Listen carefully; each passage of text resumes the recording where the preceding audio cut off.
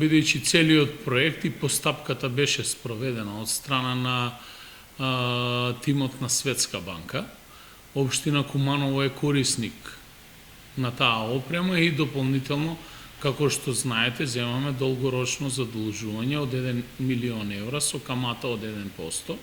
и 20% грант средства кои што допрва треба да се реализираат и да ги добиеме како грант или бесплатни средства. Целата постапка евалуација на проектот беше спроведена од страна на експертите од Светска банка. Ги подпишаме договорите, се работи за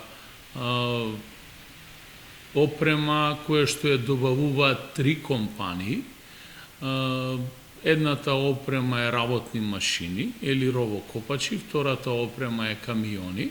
со опрема за зимско одржување и третата опрема е за опремување на јавно предпријатие Куманово паркинг и Куманово газ, дополнителен број на возила и специјално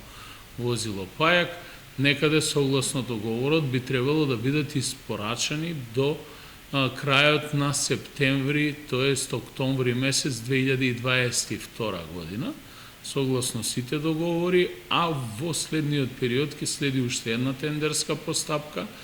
за реализација на проектот 20% од грант средства. Тука аплициравме со специјално возило цистерна за летно одржување на улиците и вршење на дополнување со вода,